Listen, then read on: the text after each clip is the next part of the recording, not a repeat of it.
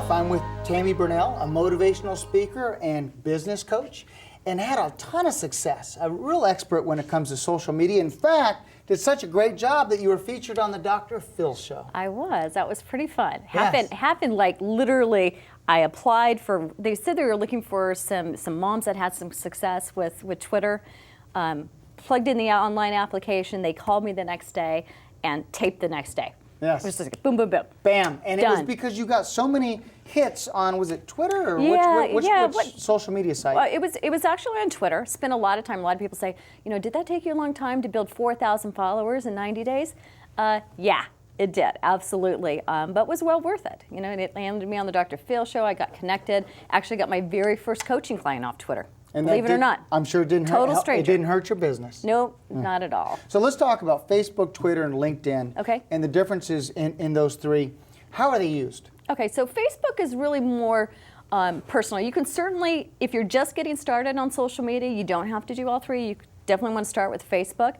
But there's a lot more interaction with people opposed to Twitter. Twitter's like a live feed, okay, where on Facebook, if you put a status update on there, it's going to stay there on your page until you actually change it again. So, you want to be engaging on Facebook. You want to share things about your family. A lot of people that aren't familiar with social media, they're like, well, I don't want everybody to know my stuff, especially realtors, which always cracks me up. Well, because people are going to use you first because they like you. Right.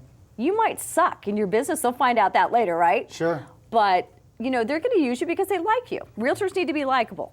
So you got to be likable on Facebook. I mean, Facebook is like going to an open network party every morning from the comfort of your home, right. In my opinion. Yep, and you can regulate what's on there. Oh yeah, you can set your privacy settings, absolutely. Yeah. So, but I say, you know what? Share what you're doing. Share where you ate. So some people don't get it. They're like, why do I care what so and so had for lunch? I said, well, you might want to go there sometime. They might have had a really great experience. Aren't you interested in seeing a good movie or a restaurant? They just don't get it until they actually start engaging on there. And so that's the first step. Yeah, absolutely. You want to be engaging. And then Twitter.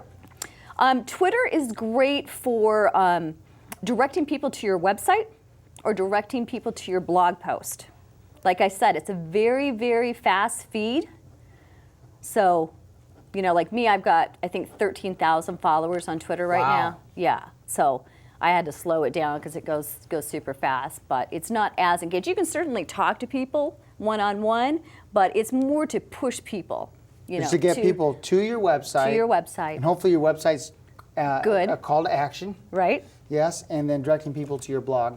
Right. Yeah. Yeah, because a lot of times, if you're going to use a product or a service, you're going to go to the website, right? If the website's good, then that kind of creates credibility. Mm-hmm. So you want to make sure if you're going to jump onto Twitter that you definitely want to have, a good site. And last, LinkedIn.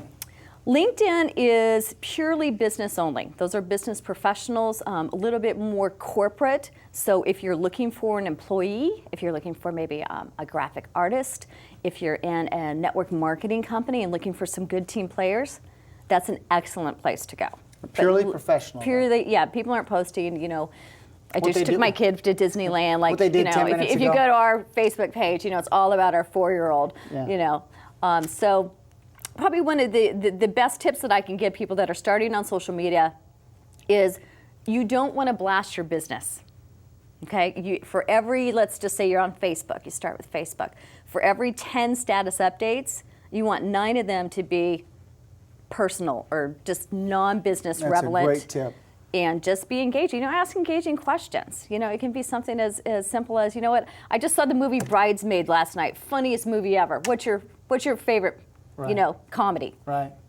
Well, one thing I believe in is go on every once in a while and just find a friend and say, hey, how are you? How are you and your wife? Everything well?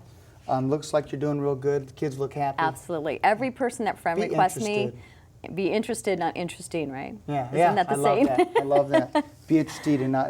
This is good stuff. How do those watching our show get a hold of you?